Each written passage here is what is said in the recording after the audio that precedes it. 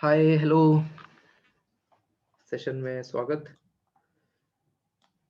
All right, सो 1 minute का wait कर लेते हैं क्योंकि आज बहुत इंपॉर्टेंट पढ़ाने जा रहे हैं हम क्रिस्टॉलर्स की थ्योरी। ठीक है, आज काफ़ी ज़बरदस्त चीज़ होगी।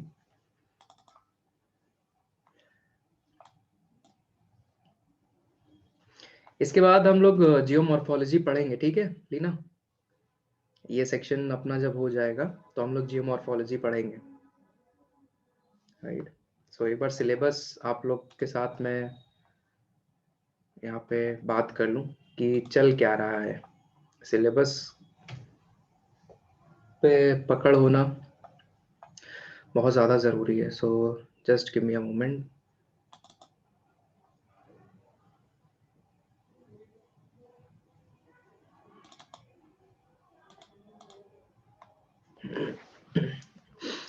आई थिंक ये लोग ये ना सोच रहा हूँ क्लास नहीं है। वैसे मैंने कल बोला तो था, चलो देखा जाएगा। हाँ, so all right, let me share my screen.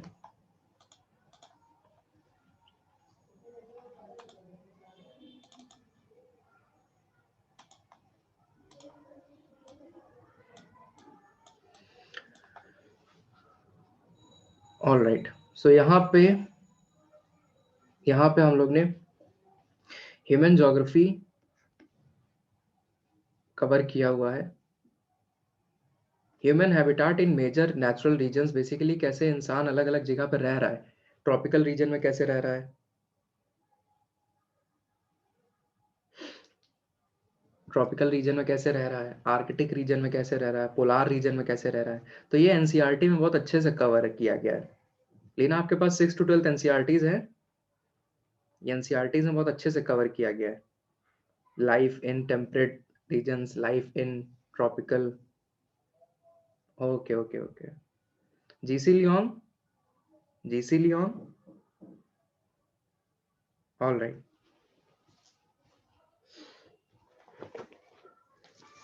सो हम जीसी लियोन के कुछ सिलेक्टेड टॉपिक्स बता देंगे, वो आप सब लोग देख लोगे, उससे हो जाएगा। ठीक है, सो मोर और लेस आपको समझ में आ जाएगा कि यहाँ पे हम बात क्या कर रहे हैं। बात ये कर रहे हैं इंसान कैसे रहता है।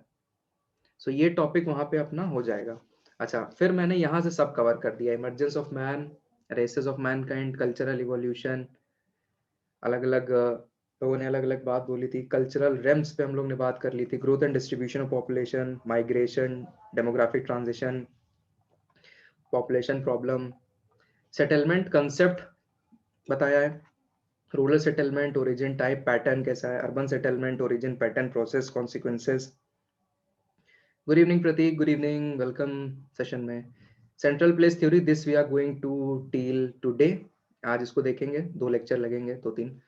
फिर क्लासिफिकेशन ऑफ टाउन याद आ रहा है, अरोसू, अरोसू क्लासिफिकेशन, फंक्शनल क्लासिफिकेशन, और ढेर सारे हम लोग ने क्लासिफिकेशन देखे थे। हायरार्की हम लोग ने पढ़ा था, hierarchy of urban centre, morphology of towns, ये भी मैंने आप लोग को लिखाया है। Rural urban nexus, umland, urban fringes, futuristic trend, futuristic trend मतलब न्यू अर्बनिज्म मॉडल। तो ये अपना हो गया। अब ये सेंट्रल प्लेस थ्योरी बचा है, ये अपना जब हो जाएगा so settlement geography will be over. Next we'll move on to the geomorphology part, next we'll move on to the geomorphology part. किताब सविंदर सिंह ले लेना, सविंदर सिंह, फिजिकल ज्योग्राफी वाली, फिजिकल ज्योग्राफी वाली सविंदर सिंह। ठीक है, ये चलेगा। चलिए ओके, स्टार्ट करते हैं आज का सेशन। सो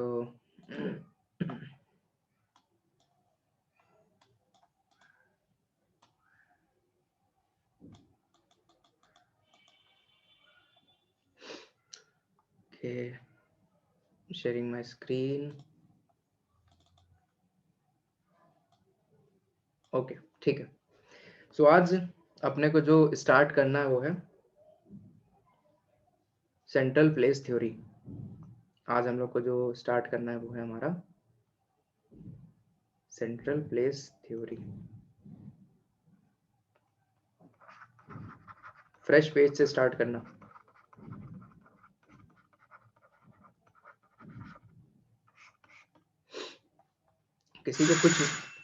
किसी को कुछ ना समझ में आया तो तुरंत मुझसे पूछेगा कि सर ये नहीं समझ में आया, ये नहीं समझ में आया। सो सेंट्रल प्लेस थ्योरी हम लोग एक्चुअली पढ़ क्या रहे हैं, अगर आप लोग को पता हो हम लोग क्या पढ़ रहे हैं, हम लोग यहाँ पे पढ़ रहे हैं हायरार्की, अर्बन हायरार्की हम लोग पढ़ रहे हैं, अर्बन लोकेशन हम लोग पढ़ रहे हैं। अब अलग अलग लोगों ने अलग अलग तरीके से क्लासिफिकेशन किया है। इससे पहले हम लोग ने रैंक साइज रूल देखा था, उसमें हम लोग ने देखा कि कैसे फॉर्मूला दिया गया, ग्राफ दिया गया। उससे पहले हम लोग ने प्राइमेट सिटी कॉन्सेप्ट देखा, जो बताता है कि एकमात्र ही शहर होगा, सिटी होगी, जो कि प्राइमेट सिटी होगी, मेन सिटी होगी। उसने बाकी रीजन्स को कंसिडर ही नहीं किया था सेटलमेंट कॉम्प्लेक्स में। रैंक साइज रूल थोड़ा मॉडिफाई हुआ, उसने सबको कंसिडर किया और सबको रैंक दे दी। हम लोग ने देखा था किस तरीके से ग्राफ बना था अपना, किस तरीके से अपना ग्राफ बना था, ऐसे करके बना था। इसमें वेरिएशन इधर भी हो सकता था, इधर भी वेरिएशन हो सकता था। कल हम लोग ने ये चीज देखी रैंक साइज रूल की। सो अभी तक रैंक साइज रूल और प्राइमेट सिटी में अगर आप लोग ने गौर किया हो तो केवल पॉपुलेशन को ही लेके इन्होंने क्लासिफिकेशन किया है। बहुत ध्यान से समझना, पॉपुलेशन को ही लेके इन्होंने थ्योरी दी है, दोनों थ्योरी पॉपुलेशन के आधार पे, जहां ज्यादा पॉपुलेशन उस हिसाब से उसको बोल दिया प्राइमेट सिटी। सो आगे जाके एक जनाब आते हैं जिनका नाम है वॉल्टर क्रिस्टालर।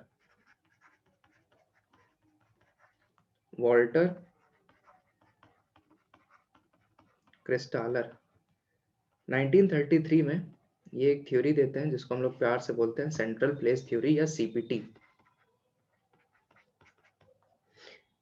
ये अब क्या करेंगे, ये बताएंगे कि सेटलमेंट कॉम्प्लेक्स में कहाँ पे जो हमारी मेन सिटी है वो होनी चाहिए, मतलब लोकेशन बताएंगे।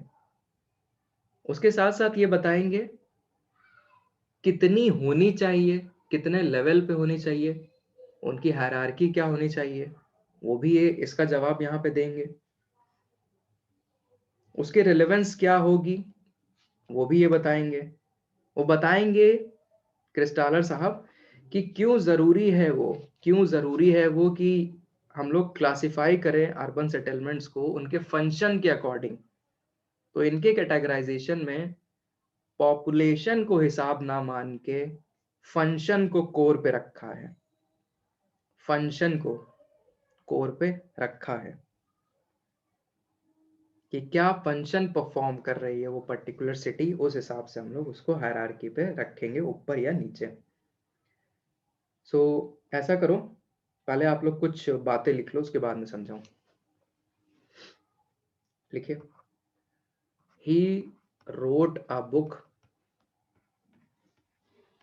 ही रोट अ बुक, क्या नाम था किताब का? Central places of south Germany.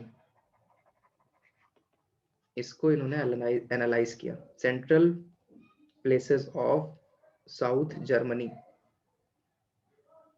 South Germany के किस रीजन की इन्होंने स्टडी करी? वो रीजन था बवारिया, रीजन का नाम है बवारिया, बवारिया। ये अगर लोकेशन देखें बवारिया, बवारिया कैसा था? हाईलैंड था, highland, plateau region, highland. Dryer conditions हैं यहाँ पे, ड्रायर कंडीशंस हैं यहाँ पे। इसकी बाउंड्री लगती है फ्रांस के साथ, बाउंड्री विद फ्रांस। और यहाँ पे ऑटोमोबाइल इंडस्ट्रीज हैं, इसकी इन्होंने स्टडी करी, इसकी इन्होंने स्टडी करी।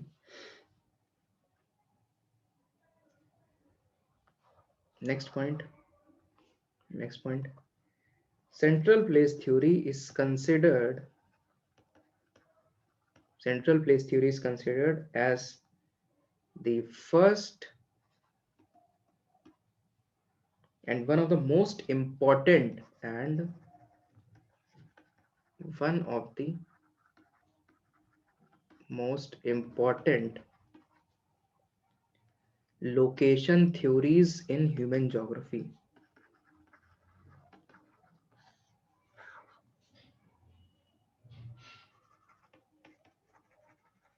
In human geography. So it is considered as the first and one of the most important location theories in human geography. ये लोकेशन थ्योरी क्या है? लोकेशन थ्योरी, तो इस पे जरा सा मैं चर्चा कर लूं। अब जो मैं लिखाऊंगा उसको बॉक्स में लिखना।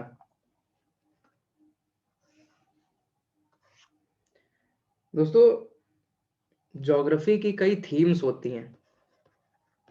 ज्योग्राफी की कई थीम्स होती हैं। थीम्स मतलब एरिया ऑफ स्टडी। हम लोग एनवायरनमेंट की स्टडीज में करते हैं, एयर, वाटर, सॉइल, विंड, ये सारी स्टडी हम लोग करते हैं। हम लोग स्टडी करते हैं मैन एनवायरनमेंट रिलेशनशिप की। मैन एनवायरनमेंट रिलेशनशिप, मैन कैसे इन्फ्लुएंस कर रहा है एनवायरनमेंट को, एग्रीकल्चर करके, क्लाउड सीडिंग करके। एनवायरनमेंट कैसे इम्पैक्ट कर रहा है मैन को, राइट, वो हम लोग स्टडी करते हैं। ज्योग्राफी की एक थीम ये है। ज्योग्राफी की एक थीम है कि हम लोग लोकेशंस की भी स्टडी करते हैं। लोकेशंस की मतलब what place has what and why. इस जगह पे माउंटेन है तो क्यों है, ये हम लोग पढ़ते हैं। ये कैसे पढ़ते हैं? मैप्स की हेल्प से पढ़ते हैं, कार्टोग्राफी की हेल्प से स्टडी करते हैं। Cartography is basically the study of maps, different maps. फिर इसके साथ साथ एक थीम ये भी है ज्योग्राफी की, दैट थ्योरीज एंड जनरलाइजेशन। हम लोग थ्योरीज और जनरलाइजेशन देते हैं।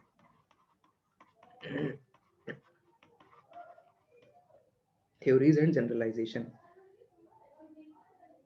थ्योरीज एंड जनरलाइजेशन ऐसे समझ सकते हैं कि हम लोग एनवायरनमेंट की स्टडी करते हैं, मैन एनवायरनमेंट रिलेशन पढ़ते हैं, लोकेशन को समझते हैं, और इसी के हिसाब से हम लोग कुछ जनरलाइजेशन बना देते हैं कि हर जगह ऐसे ही फिनोमेना हो रहा है। मतलब क्या है? विंड हमेशा मूव करेगी high pressure to low pressure. Temperature अगर बात करें लोअर रीजन में, तो हमेशा एल्टीट्यूड के साथ कम होता है। एल्टीट्यूड के साथ, एल्टीट्यूड बढ़ने के साथ टेम्परेचर कम होता है। ये जनरलाइजेशन है। These are generalization. अब ज्योग्राफी को हम लोग जानते हैं फिजिकल ज्योग्राफी और ह्यूमन ज्योग्राफी के तौर पे। तो आप लोग मुझे बताइए, किसमें थ्योरी बनाना आसान है, फिजिकल ज्योग्राफी या ह्यूमन ज्योग्राफी? आपको क्या लगता है, पी या एच? फिजिकल ज्योग्राफी या ह्यूमन ज्योग्राफी? यही तो गलती कर रहे हो। ह्यूमन ज्योग्राफी में थ्योरी और जनरलाइजेशन बनाना मुश्किल है। क्यों? क्योंकि human got infinite number of choices यार। कब दिमाग उसका सटक जाए, क्या हो जाए। मेरे फिजिकल ज्योग्राफी में माउंटेन है तो है, माउंटेन है तो है। अब आप लोग कुछ समझे? एयर, टेम्परेचर, वाटर, रेनफॉल, इसमें थ्योरी बनाना आसान है। थ्योरी बनाना इसमें आसान है, लेकिन ह्यूमन ज्योग्राफी में थ्योरी बनाना इतना आसान नहीं है, क्योंकि हाई लेवल ऑफ अनसर्टेनिटी है ना। Uncertainty, high level of uncertainty human geography में। वेरिएशंस हैं, वेरिएशंस हैं। सब इंसान अलग अलग तरीके से सिचुएशन को डील करते हैं। वेरिएशंस हैं, डाइवर्सिटी है, भयंकर डाइवर्सिटी है। लेकिन यहाँ का जो माउंटेन है, तो बिल्कुल माउंटेन हम अमेरिका में भी माउंटेन देख सकते हैं, यूरोप में भी माउंटेन देख सकते हैं। हाँ, लेकिन वो बना जो होगा वो अलग तरीके से होगा, वो चीज़ तो अलग बात है। लेकिन जो यहाँ पे माउंटेन या हिल हम लोग कह रहे हैं, तो वहाँ पे भी उसको माउंटेन और हिल बोलेंगे। तो यहाँ इंसानों का परसेप्शन, इंसानों की डिसीजन मेकिंग, ट्रेडिशन, कल्चर, वो बहुत ज्यादा एक्टिव रोल प्ले कर जाता है, राइट। हाँ, पढ़ना टेक्टोनिक प्लेट्स मूवमेंट, वो बात तो है, मतलब वो तो बात सही है। फिजिकल ज्योग्राफी के फिनोमेना को एक्सप्लेन करने के लिए टेक्टोनिक थ्योरी बनाई गई, सबको अच्छे से एक्सप्लेन कर देती है। सो मोर और लेस आपको समझ में आ गया कि बात क्या है। अब हम लोग समझते हैं कि जो लोकेशन थ्योरी मैंने आप लोग को पहले बोला, CPT is considered as the first and one of the most important location theories in human geography.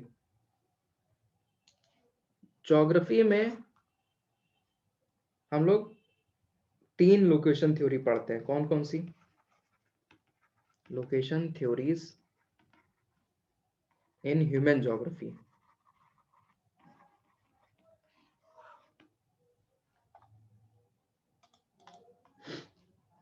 Von Thunen की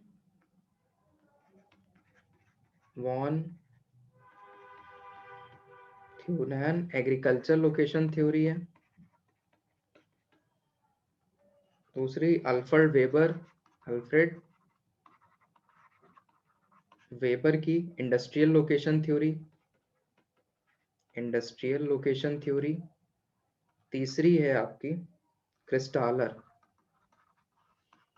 क्रिस्टालर की अर्बन लोकेशन थ्योरी।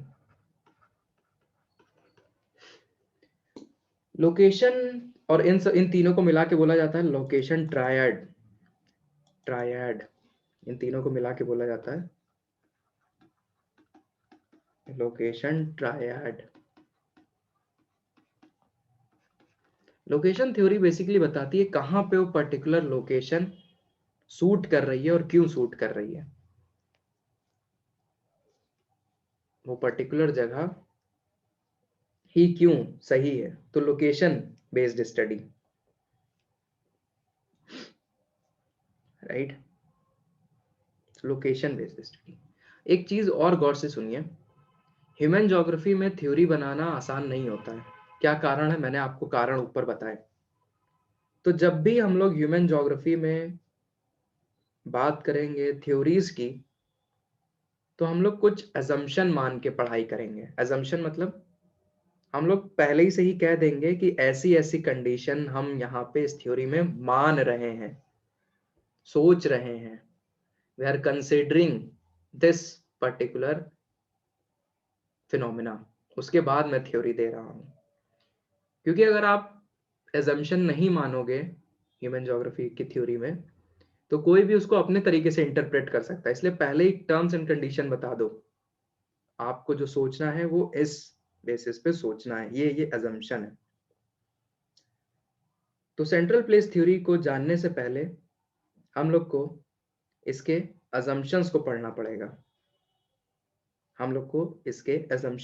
पड़ेगा।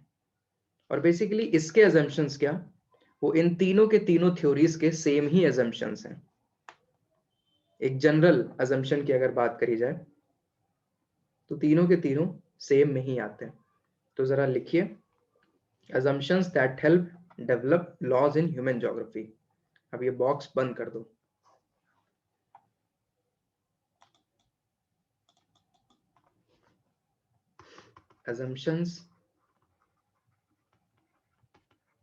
assumptions that help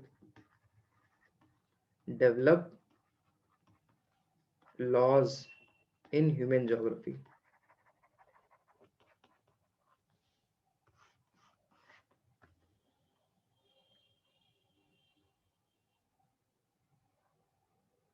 so in assumptions को हमने क्यों माना है, इसलिए माना है कि जो अलग अलग अनसर्टेनिटीज हैं, वेरिएशन है, डाइवर्सिटी है, उसको हम लोग शून्य कर सकें, उसको रोक सकें, मतलब सिंप्लीफिकेशन कर सकें, बेसिकली सिंप्लीफिकेशन कर सकें इस वर्ड का और ह्यूमन डोमेन का। बेसिकली सिंप्लीफिकेशन करने के लिए assumption हम ले रहे हैं।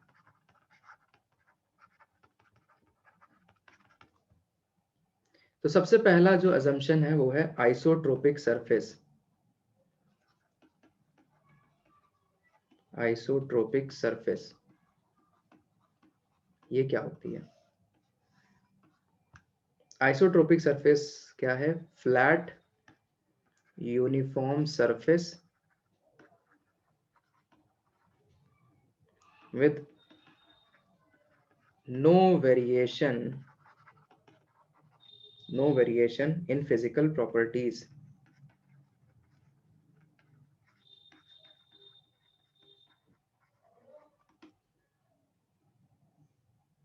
एक flat uniform surface with no variation in physical properties, physical property में कोई वेरिएशन नहीं हो रहा है इस फ्लैट लैंड पे। मतलब क्या है? यहाँ पे सॉइल, वाटर, रेनफॉल सब कुछ हम यहाँ पे एक समान मान रहे हैं, सारा का सारा सब कुछ एक समान है, कोई भी चेंज नहीं हो रहा है पूरी की पूरी सरफेस पे। ये है मेरा सबसे पहला अजम्पशन आइसोट्रोपिक सरफेस का। दूसरा मेरा यहाँ पे अजम्पशन क्या रहेगा थ्योरी डेवलप करने के लिए? Rational and economic man.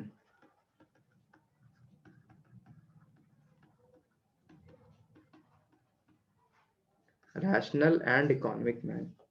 Rational and economic man का मतलब क्या है? Rational man, he is someone who is without, he took decision without any personal biasness। कोई भी पर्सनल बायसनेस के तौर पे ये डिसीजन नहीं लेगा, इफेक्ट नहीं होगा। रिलीजन, धर्म, कास्ट, कलर, क्रीड, कुछ नहीं। रैशनल है ना। This guy, this person has access to all the information.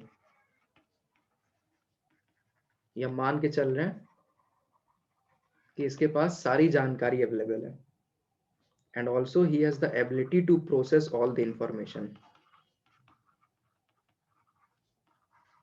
and he has the ability to process all the information। rational man है मतलब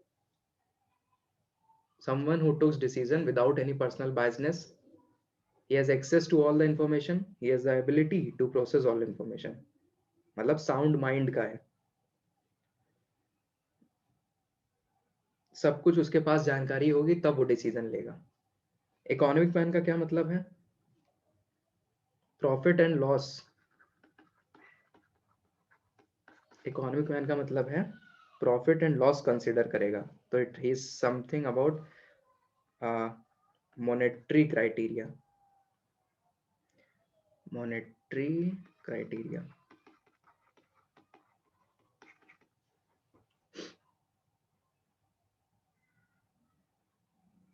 बायर है तो कम प्राइस पे खरीदना चाहेगा, सेलर है तो ज्यादा प्राइस पे बेचना चाहेगा। Economic interest. तो यहाँ पे आप लोग को एक चीज समझ में आ रही है क्या? There is no consideration of religion, emotions, culture, tradition,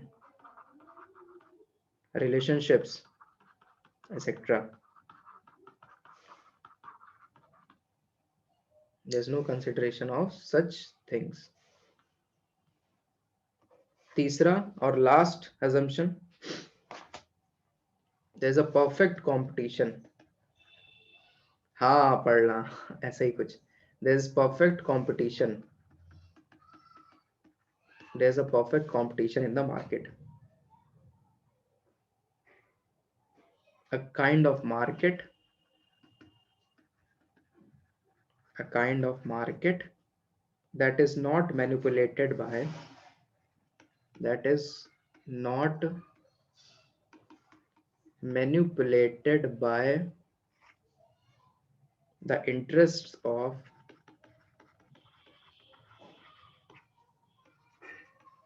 only buyers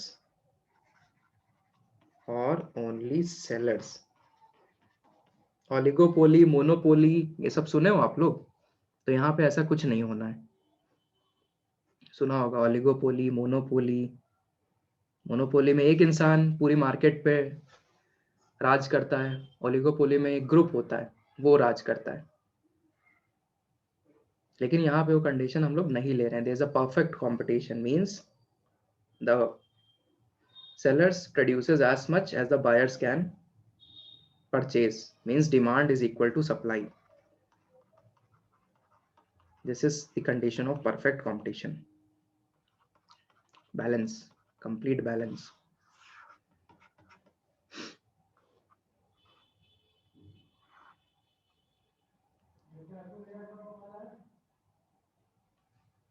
सबने लिख लिया और डन? लिख लेना तो बताना। पहले ये बताओ, कुछ थोड़ा बहुत समझ में आ रहा है कि नहीं? थोड़ा बहुत समझ में आ रहा है क्या हो रहा है यहाँ पे? ह्यूमन ज्योग्राफी में अगर थ्योरी देनी है तो उसके लिए आपको कुछ चीजों को साइड में करना पड़ेगा। और ये जो थ्योरी है, क्रिस्टॉलर की थ्योरी जो हम लोग समझने जा रहे हैं, उससे पहले मैं आपका कॉन्सेप्ट बिल्ड कर रहा हूँ कि बाकी जब थ्योरी हम ह्यूमन ज्योग्राफी की पढ़ाएं, जो 2 और रह गई हैं लोकेशन थ्योरीज, उसमें आपको कोई दिक्कत ना हो पाए। तो इसलिए मैं कॉमन लेके अभी चल रहा हूँ एजम्पशन। हाँ, अभी रिलेट नहीं होगा क्योंकि हम उस पर अभी लाए नहीं है। अभी ये हम कॉमन ला रहे हैं सब पे, तीनों का एक साथ हम एजम्पशन बता रहे हैं। हाँ, तीनों का एक साथ हमने एजम्पशन बताया आपको। तो ये तीनों की तीनों जो कंडीशन है, इस पे जो थ्योरीज हैं बेस्ड ह्यूमन ज्योग्राफी की, जो खासकर लोकेशन थ्योरीज है, इनको हम लोग बोलते हैं नॉर्मेटिव थ्योरीज। शब्द सुना होगा आप लोगों ने, अगर जिसने भी पढ़ा है तो। नॉर्मेटिव थ्योरीज है जो इन अजम्पशंस पे बेस्ड है। इन अजम्पशंस से मतलब जो ये अभी 3 अजम्पशन मैंने आप लोग को लिखा है, इन थ्योरीज को नॉर्मेटिव थ्योरीज भी बोलते हैं।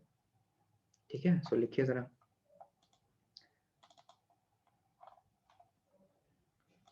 अब क्या करो, एक बॉक्स में लिखना, बॉक्स में लिखना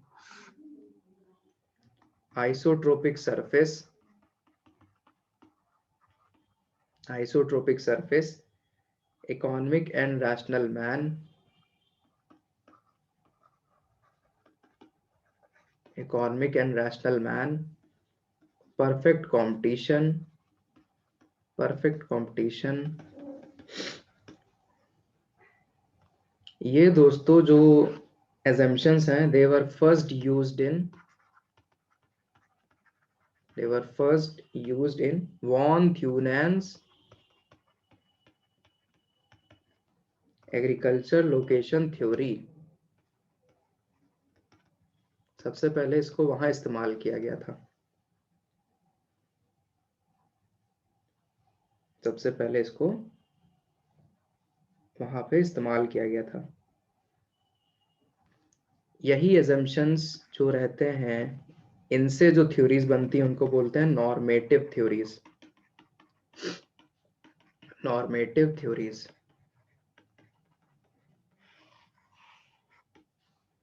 नॉर्मेटिव थ्योरीज।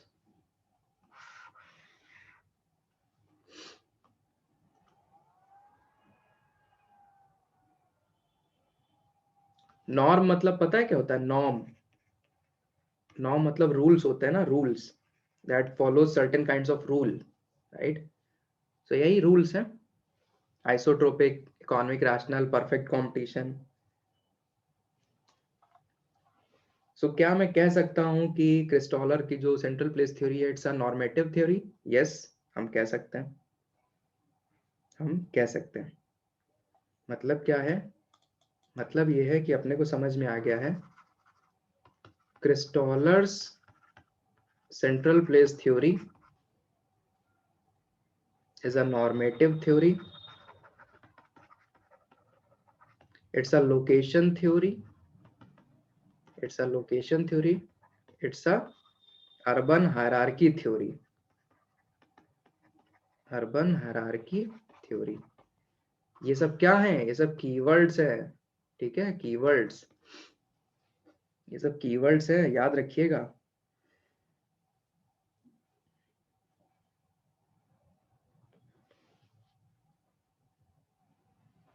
ऐसे लिखोगे तो अच्छा रहेगा। अच्छा, एक जनरल डिस्कशन आपसे हम कहें, क्या आप लोग मानते हो कि जो नॉर्मेटिव थ्योरी के अजम्पशंस है रियलिटी में अप्लीकेबल हैं? What you people think?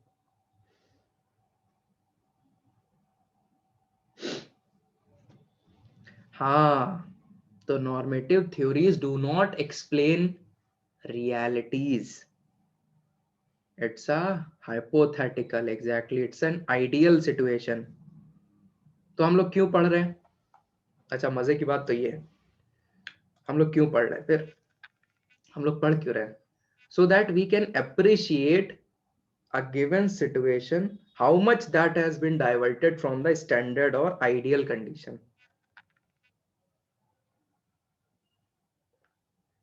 समझ में आ रहा है?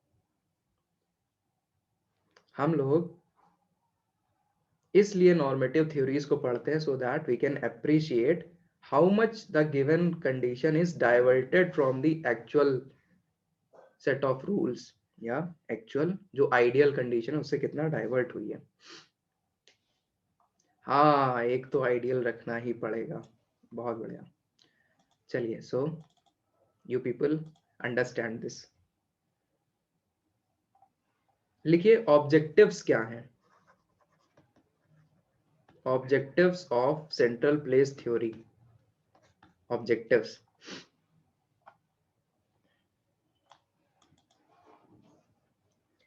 ऑब्जेक्टिव्स इसको लिखिए। The objective is resolution of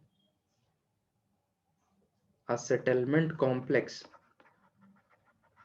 resolution of a settlement complex where all settlement and their functions and locations are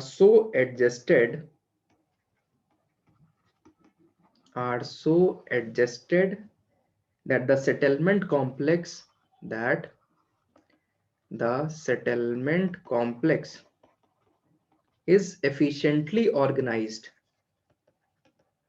is efficiently organized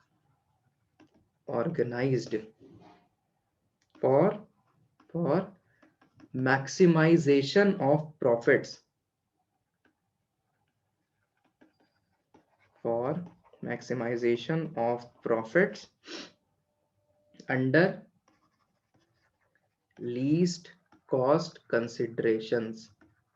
ये क्या है सर? अभी बता रहे, लिख लो, बता रहे। Under least cost consideration.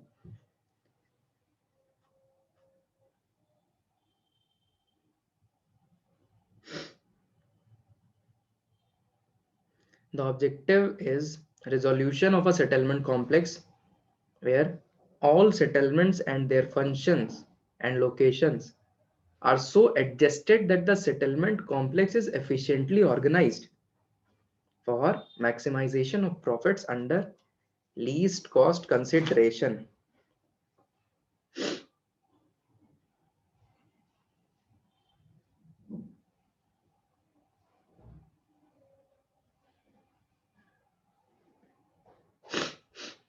अब समझा रहे हम लीस्ट कॉस्ट कंसिडरेशन का मतलब।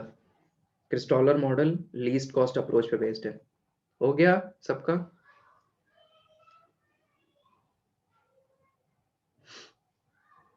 डन। ओके, प्रतीक हो गया? ओके, ठीक। बॉक्स में लिखना, बॉक्स में। अभी हम लोग ने तीसरी कंडीशन देखी थी दोस्तों, परफेक्ट कंपटीशन ना, परफेक्ट कंपटीशन मतलब demand is equal to supply. फिर हमने देखा कि इंसान रैशनल भी और इकोनॉमिक भी है। रैशनल भी और इकोनॉमिक मैन है। इकोनॉमिक मैन है तो इसका सोल मोटिवेशन क्या होगा? प्रॉफिट कमाना। लेकिन परफेक्ट कंपटीशन में इकोनॉमिक मैन प्रॉफिट कैसे कमा सकता है? यहाँ पे तो ये तो कहता है कि no price can change, no price change, कोई प्राइस चेंज नहीं होगा, तो फिक्स करे दे रहा है। लेकिन इकोनॉमिक मैन है जो चाहता है प्रॉफिट कमाना, वो कैसे कमा पाएगा? प्राइस इज फिक्स्ड, अब प्रॉफिट कैसे कमाया जाए? प्रॉफिट्स, हाउ हाउ हाउ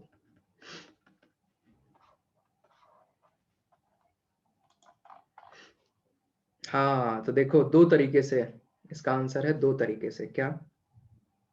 ज्यादा बेच दो,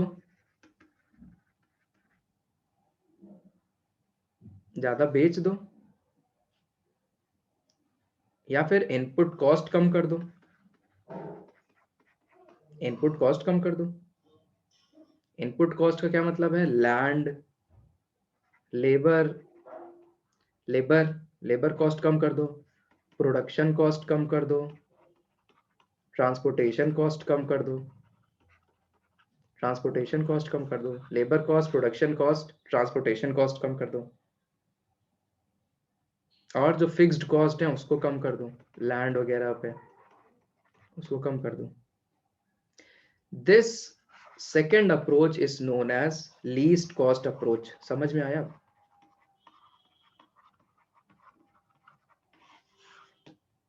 यही है क्रिस्टालर मॉडल में बात, यही है क्रिस्टालर मॉडल। क्या कहता है? ज्यादा बेचना नहीं है, इनपुट कॉस्ट कम करनी है अपने को, इनपुट कॉस्ट कम करनी है, इनपुट कॉस्ट कम करनी है। तो मतलब क्या कीवर्ड हो गए अभी तक क्रिस्टालर की सेंट्रल प्लेस थ्योरी के? It's a normative theory, it's a location theory, it's a least cost approach, it's a urban hierarchy theory.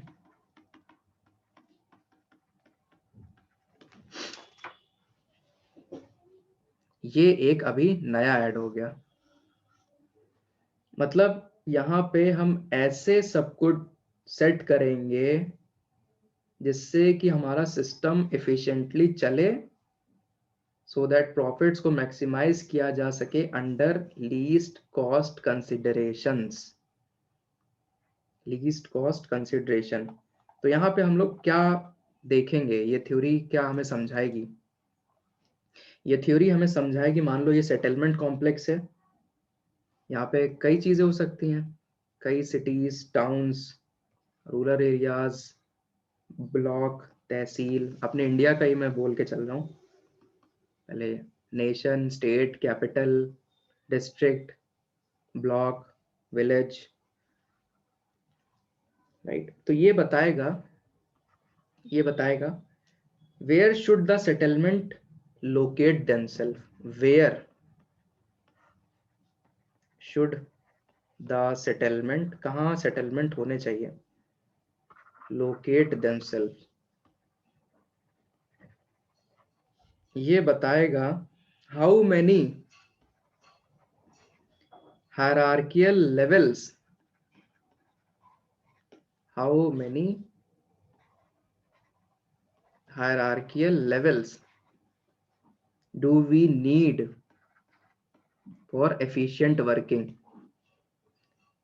Next, location and spacing, location and spacing between them, क्या उनके बीच में location होनी चाहिए, मतलब क्या उनकी location होनी चाहिए और कितनी स्पेसिंग होनी चाहिए, ये बताएगा। तो जैसे अभी अभी अपने इंडिया में बात करें, if we try to understand this whole in our Indian scenario, so क्या है अपने यहाँ पे, on the basis of administration, on the basis of administration अपने यहाँ पे कितनी हायरार्कियल लेवल है? 6 हायरार्कियल लेवल है। क्या है? नेशनल कैपिटल, नेशनल कैपिटल है। फिर क्या आती है? स्टेट कैपिटल आती है, स्टेट कैपिटल आती है। फिर आता है डिस्ट्रिक्ट हेडक्वार्टर, डिस्ट्रिक्ट हेडक्वार्टर। फिर आता है आपका तहसील, तहसील। फिर आता है आपका ब्लॉक ऑफिस, ब्लॉक। फिर आपका लास्ट में आता है पंचायत, पंचायत। तो कितना हो गया? 1 2 3 4 5 6, ये है। और ये एफिशिएंट वर्क करता है? बिल्कुल करता है, इसमें कम ज्यादा नहीं कर सकते आप। एफिशिएंट वर्किंग होती है 6 लेवल में।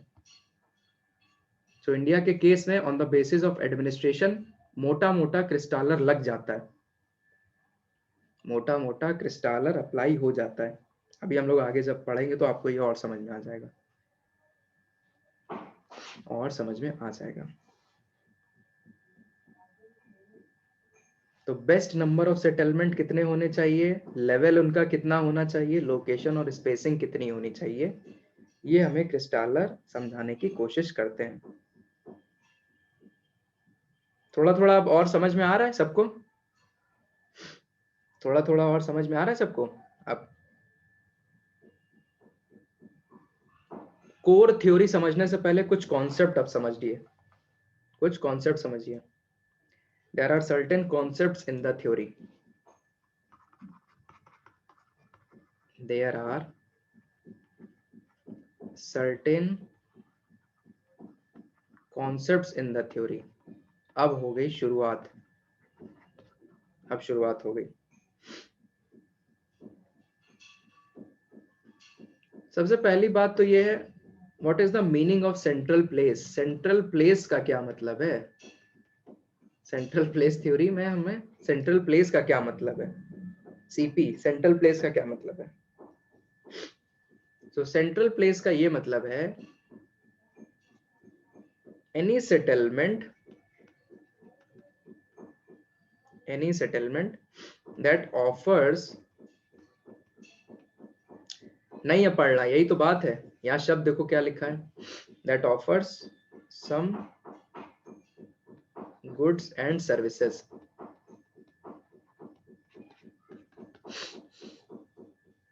एनी सेटलमेंट, जरूरी नहीं हो मेन सेटलमेंट हो, any settlement that offers some goods and services will refer to it as central place। इसको कैसे रिप्रेजेंट करते हैं? It is represented by a dot, it is represented by a dot that can be plotted on paper।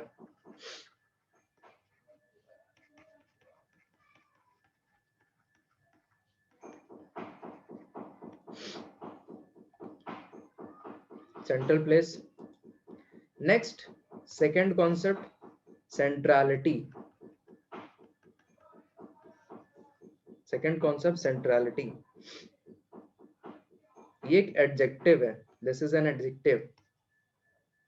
It is the relative importance, it is the relative importance of a central place, relative importance of a central place that decides its hierarchical value,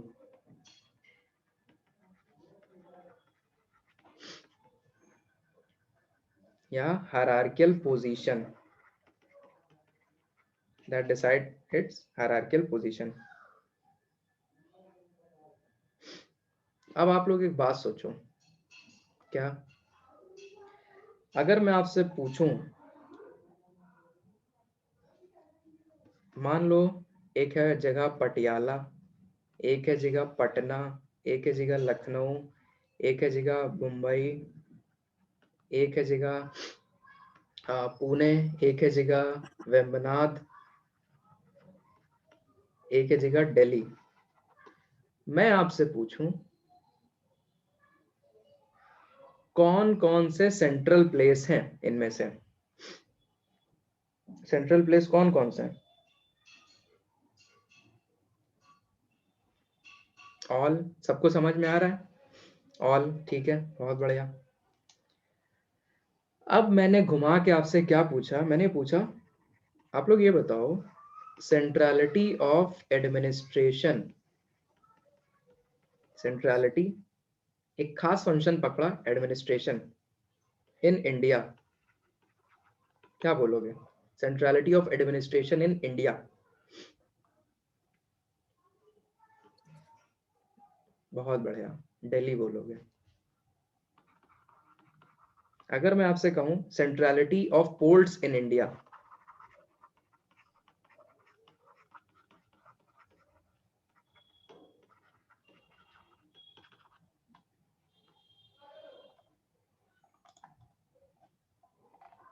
Mumbai बोलोगे। Good, Mumbai बोलोगे।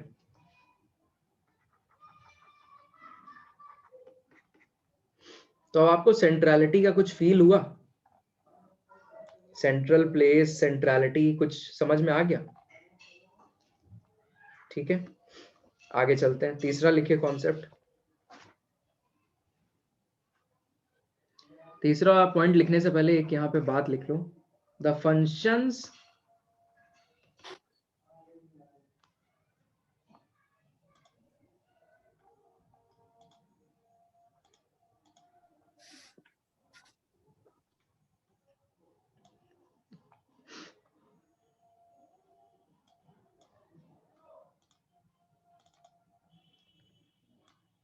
the functions and goods and services, the function and goods and services offered at central place decides centrality. लिख लो, the functions and goods and services offered at the central place decide centrality. तीसरा concept लिखना है central place function. अब central place function को जानो, central place function क्या होगा? It is the highest order, it is the highest order goods and services offered by a central place, offered by a central place.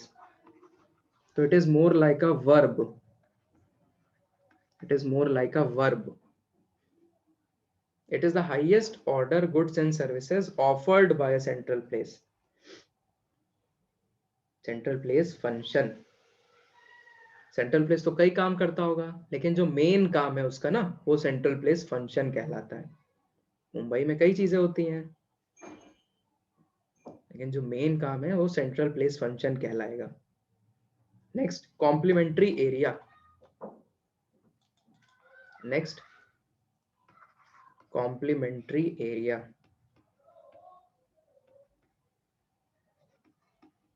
Complementary area, CA, it is the area of influence, it is the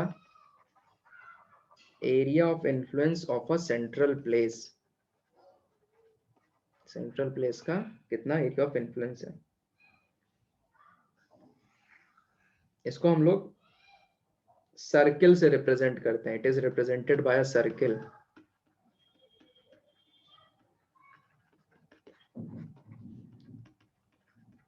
it is a rule, ये rule है। Circle को माना जाता है centre से हर जगह बराबर पे डिस्टेंस पे ना, आइडियल शो करता है, आइडियल कंडीशन शो करता है। सो ये है क्या आपका कॉम्प्लीमेंट्री एरिया जो सर्व कर रहा है, यही आपका एरिया ऑफ इन्फ्लुएंस, यही आपका स्फीयर ऑफ इन्फ्लुएंस। कुछ ऐसा हम लोग ने पढ़ा है ना पहले, कुछ ऐसा हम लोग ने पढ़ा है पहले। Next is threshold. Next is threshold. Threshold, it is the minimum population required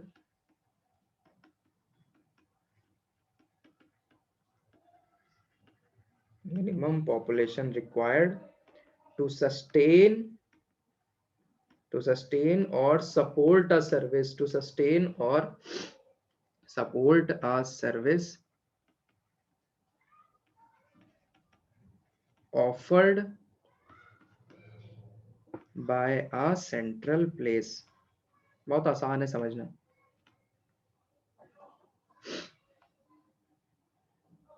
next point इसी में लिखो, higher the levels of functions,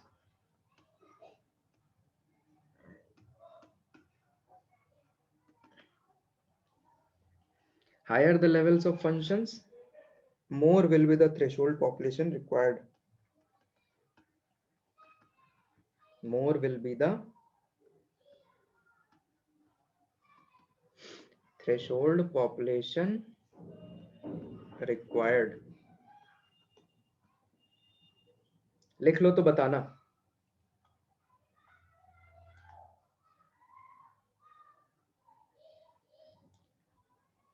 Aparna, अभी इंडिया को एज सच ना इन्वॉल्व करो, ये वेस्टर्न कंट्रीज को पढ़ के इन्होंने सामने रखा था। कुछ चीजें इंडिया पे अप्लाई हो जाती हैं विद सम मॉडिफिकेशंस।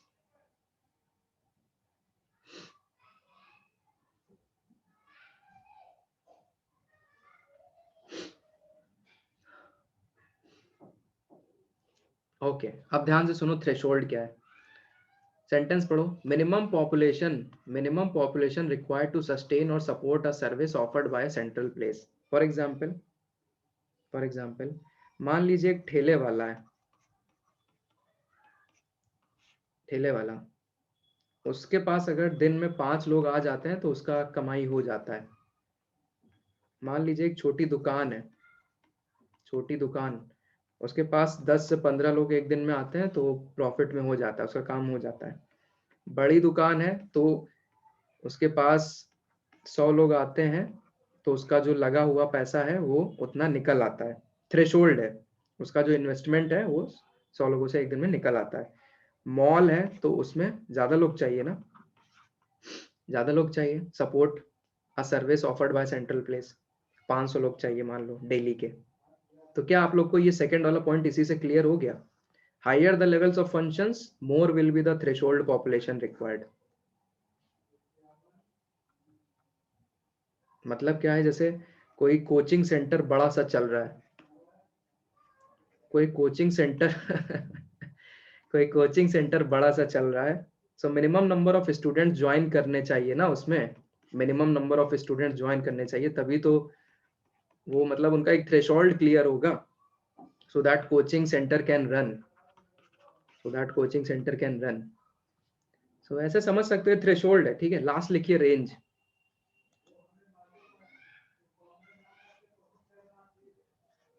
लास्ट लिखिए range. Maximum distance, maximum distance a person is willing, a person is willing to travel to buy or avail, to buy or avail some goods and services, some goods and services offered at the central place।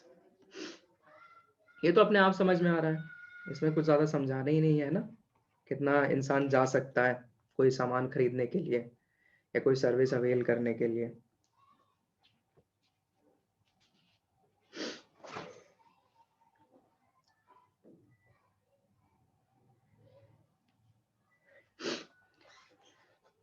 सो ऐसा है,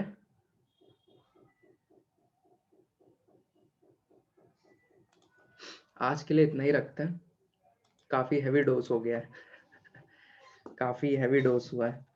सो यहाँ पे अभी अगर आपको किताब में देखना है तो अभी किताब में देखना चाहो तो माजिद हुसैन पेज नंबर 422 खोलो जल्दी से, पेज नंबर 422 खोलो, page number 422 page number 422 central place theory लिखा है, सेंट्रल प्लेस थ्योरी। उसमें पहला para, the central place theory proposed by Walter Christaller, वो आप लोग पढ़ लेना पहला पैरा। एजम्पशन अभी मत पढ़ना, या पढ़ भी सकते हो। Isotropic surface, people are economic man, rational man, assumption पढ़ लेना। उसके नीचे देखो कॉन्सेप्ट मैंने लिखा हुआ है, 4 की कॉन्सेप्ट इन्होंने लिखे हैं। सेंट्रल प्लेस, रेंज, थ्रेशोल्ड और कंपटीशन इन्होंने दिया है। ठीक है, हम लोग ने इससे ज्यादा ही देख लिया है। ये पेज देखना बस, page number 422, that will suffice. ठीक है, तो चलते हैं हम, कल आपके साथ डिस्कशन करेंगे जैसा होगा। रिकॉर्डिंग आपको अभी थोड़ी देर में मिल जाएगी बाद में। ठीक है, take care, bye bye bye bye bye.